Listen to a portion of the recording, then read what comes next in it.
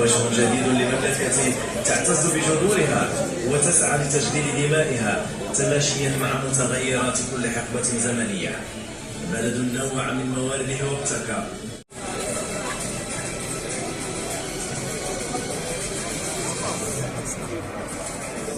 الملك والشعب، واستمر معهم هذا الوفاء بالعهد.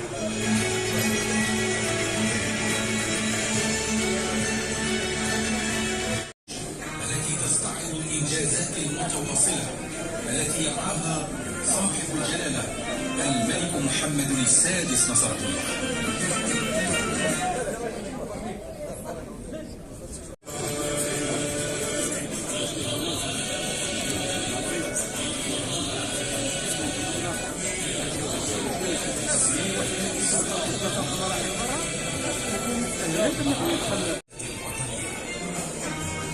عيد العصر المجيد محطة وطنية متفردة لاستحضار المبادرات الملكية الرائدة للنهوض بالمملكة السعيدة إنسانيا، صحيا، اجتماعيا واقتصاديا.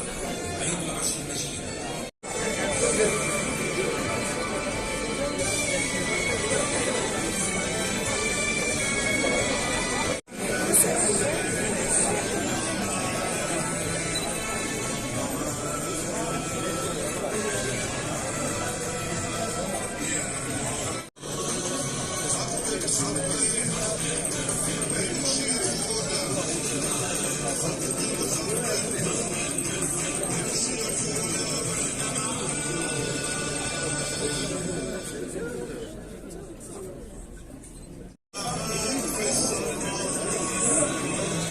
أيها المواطنون، أيتها المواطنات، صاحب الجلالة يخاطبكم.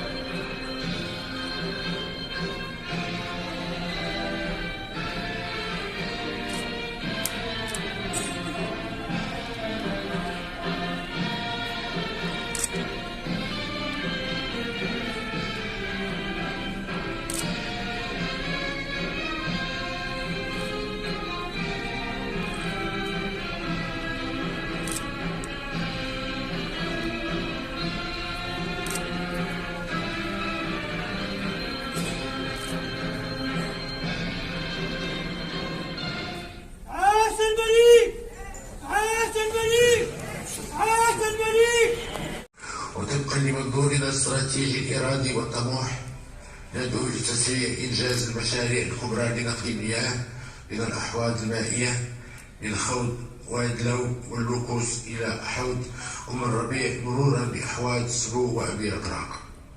لاحتلالنا العرش، وخلال هذه السنوات حققنا والحمد لله العديد من المكاسب والمنجزات في مجال الإصلاحات السياسية والمؤسسية وترسيخ الهوية المغربية، كما أطلقنا الكثير من المشاريع الاقتصادية والتنموية والبرامج الاجتماعية لتحقيق التماسك الاجتماعي وتمكين المواطنين من الولوج للخدمات الأساسية. والحمد لله في التخفيف من حدة الوضع المائي،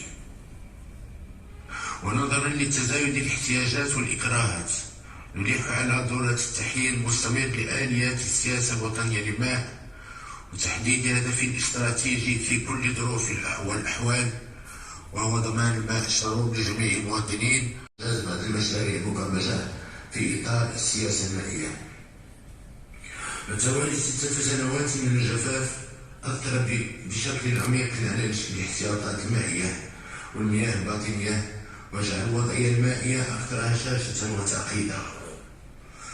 ولمواجهة هذا الوضع الذي تكريس الوحدة الترابية وتزيد مكانة المغرب كفاعل وازن وشريك مسؤول وموثوق على الصعيدين الجهوي والدولي.